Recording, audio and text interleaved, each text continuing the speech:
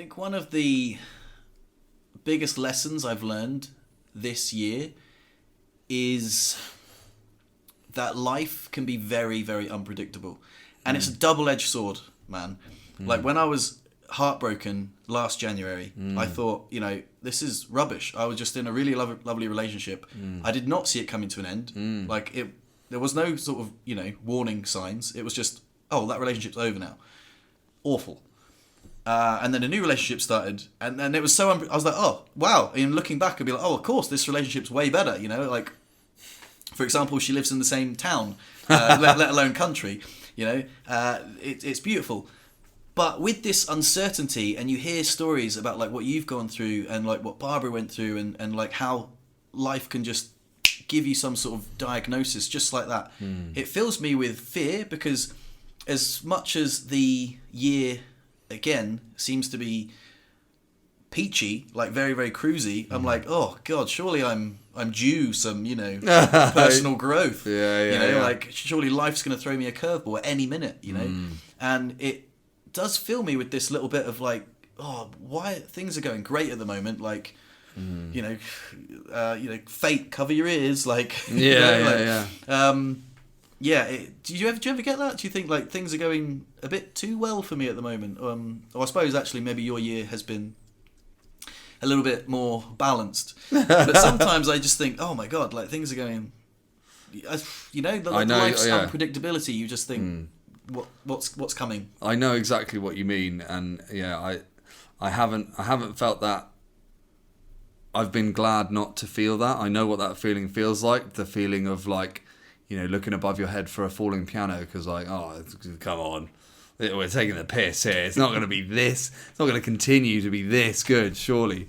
But I felt like I was overdue that, and it's been a time for personal growth. But I guess you're always doing that, constantly. You know, I'm always looking at myself and being like, oh, I really think I'm right in this situation. I really think I've got it the right way around. Then 2 weeks later, 2 days later, and an hour later, I'm like, oh, no, I see. You're a knobhead, as per usual. And, sometimes it's easier to see that than others. One of the things that I feel, like I said before, is the glory of being on a team and how easy it is. Bless my mum. She has a tough time. She's been a single mum for all of my life. She never remarried or had another relationship, and she has she works very hard to do things all by herself. She's incredibly independent. She's incredibly strong, and she manages life incredibly well. She's a very busy woman. She's got a horde of friends during Christmas. The sitting room is wall-to-wall Christmas cards from the hundreds of people that send her, heartfelt cards. She has a lot of friendships to be proud of, but she feels alone. She is single, and she would like a companion, and that's a loud marker in her life. She can't escape it. It's hard for her, and I haven't sympathised with that. Let me rephrase this. I have understood a deeper sense of sympathy more recently, because when she expresses how hard it is because she's alone, I have sympathy, and then if I hear it too often perhaps, then I'm like, well, get over it. Like, what do you mean you're alone? We're all alone. I'm alone. She's alone. They're alone. Everyone's alone. What's the big problem? And for a lot of the time, I am alone. I have been single, and life goes on. And then experiencing being on a team in this new relationship, it was quite novel to me, because it's the first time I've really allowed that. That's not a judgment on previous relationships or previous partners. It's a judgment on me for not allowing those people to get that close. I've always been, I'll look after myself. I'll take care of it. Whatever, I don't need your help. And to have the strength, or like, whatever I've got that has allowed me, the work I've done that has allowed me to actually be like, yeah, no, I could do with some help. Yeah, let's do it together. Great. Has allowed me to see what it's like to be on a team. And I just had this moment in the hardware stop.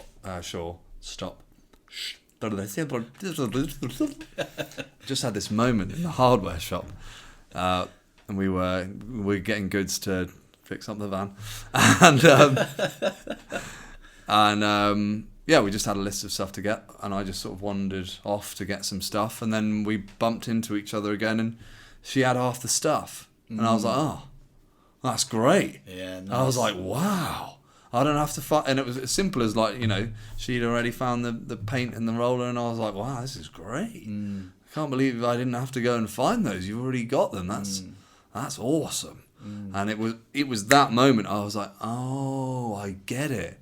This is what it's like to be on a team. And it was a very simple, very like menial moment, but I was like, oh shit, I see what mum means, because mum was in a team. And now she's not, and I was like, I wouldn't want to not be in a team anymore. Like, you know, life's well easy in a team, and it suddenly dawned on me that actually, like, you know, maybe I hadn't experienced teamship in its entirety before because of, you know, myself holding me back, my own insecurities, my own issues, and to have it now, I'm like, oh wow, yeah, okay, I get it, mum. Like, it is hard, and it's you know, it's just a learning curve that, you know, all of these challenges can come, but like life basically stays pretty good if you've got someone to 100% to share it with. I've found that as well. Like being in a team, I think life was just set up for couples, really. For, you know, life's easier. Well, it can be. Depends on your relationship. Sure, you could be in a domestically violent relationship, or you know, But when you do have that companionship, that sort of congruent teamwork together, it feels wonderful. It feels effortless, and I know exactly what you mean. Especially like if you live together, all of a sudden, housing is more affordable. You know, like you get tax breaks if you get married. You know, it's like you know, even society is like pushing you to like you know couple up, and I do feel very, very grateful. I think one of the things I'm most grateful for in 2023 is finding Chris, really. She's been the highlight of my year, for sure. It's been amazing. Like, we've had the best times, and it's been really wonderful. And you know too well, because you know, we've shared them synchronicities. Oh, I can't do it either. Yeah. I thought I could. I was going to dash in there, like, oh, this is how you say syncratically. Yeah, there you go. Serendipitous. There you go. We know long words. So however you want to put it, we have shared them together, and it's been lovely. Yeah. It's been very, very awesome. I would say, like, being part of a team is one of life's greatest pleasures, one of life's greatest joys, for sure. It seems to be, you know, making memories, you know, going on holiday together. Everything's better when you're part of a beautiful team, and I feel really so grateful for that, because I spent a long time. Well, I've been to be honest, I've had a great run of relationships in my life. My life's been very fruitful in that area, but there has been like the lowest times of my life have been the single times, for sure. I think really? The happiest times of my life have been in partnerships. I mean, you were suicidal when it was after your accident that you were with Lou. That was surely that's got to be the lowest point of low.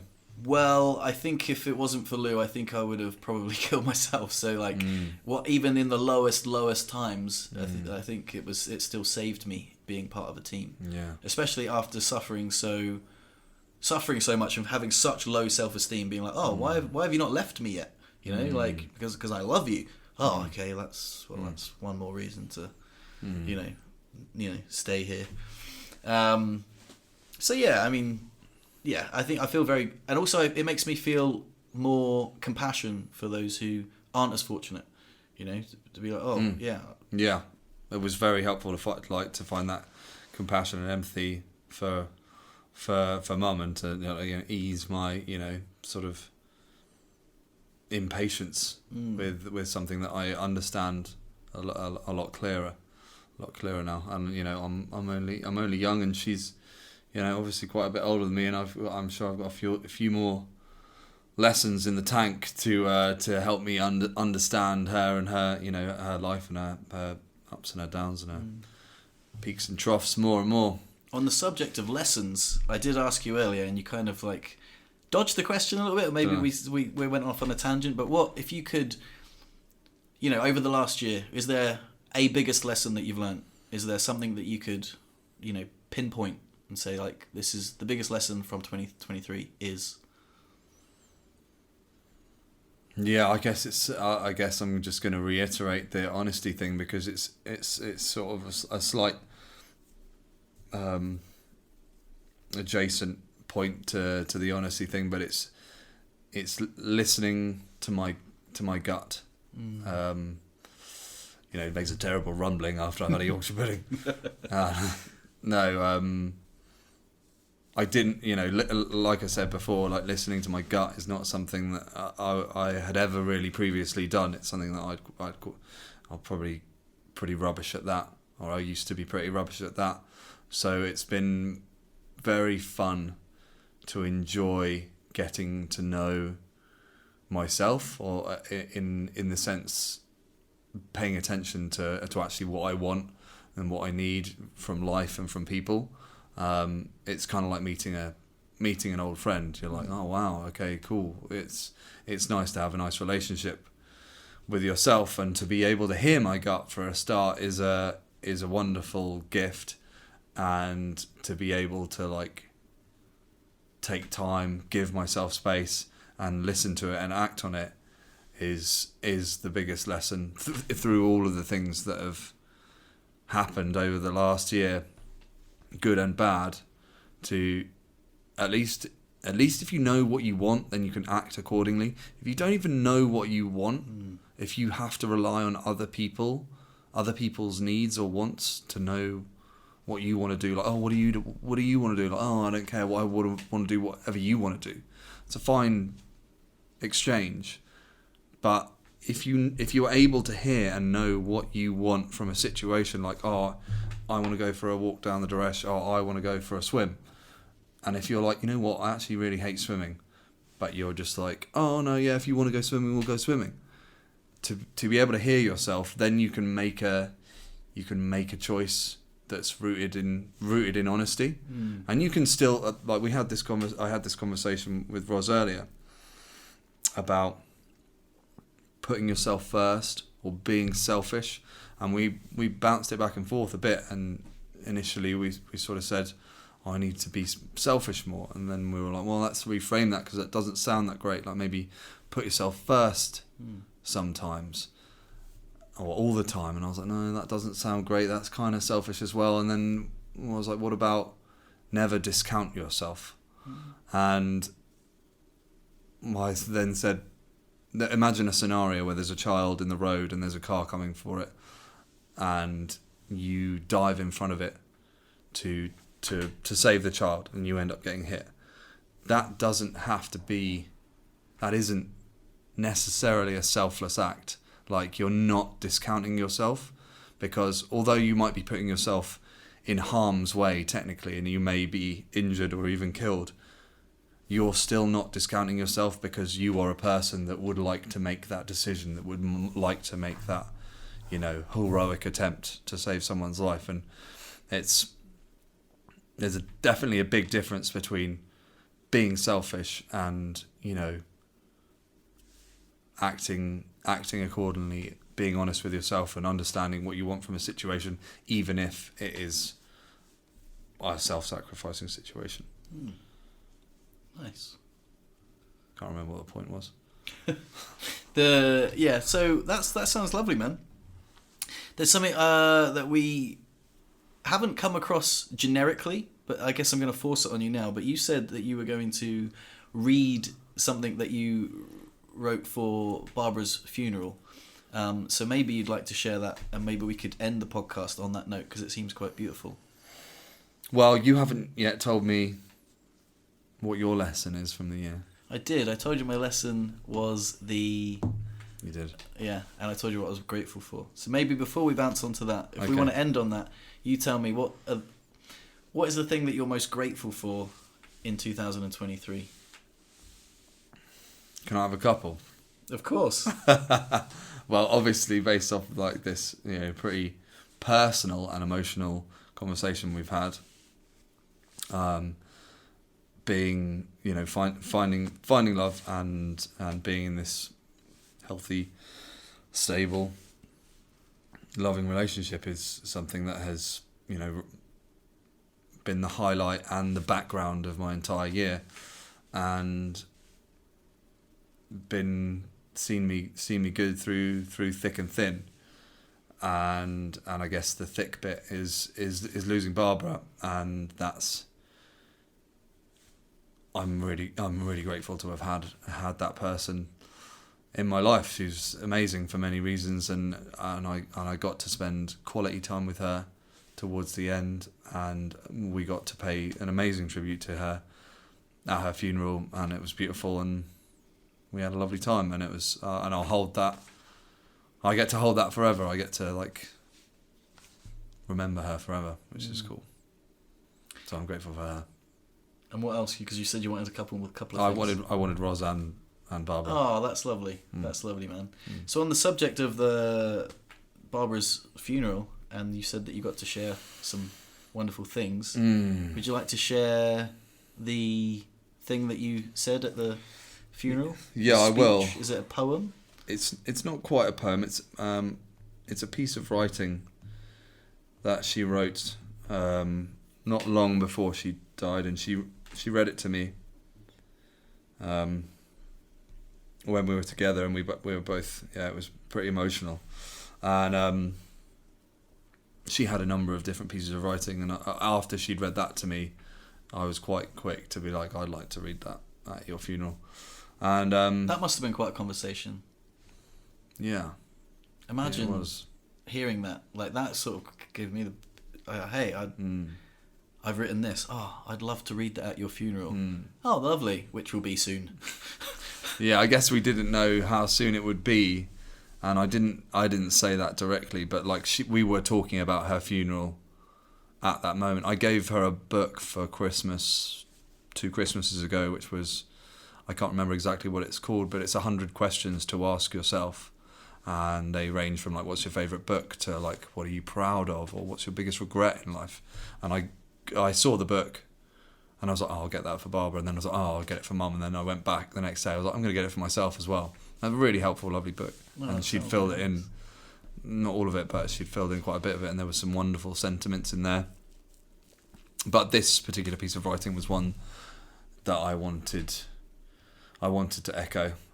So yeah, I did tweak it a little bit so it was a little more structured, and yeah, I'll be thrilled to read it, but we might have to just pause for a few seconds while I find it, because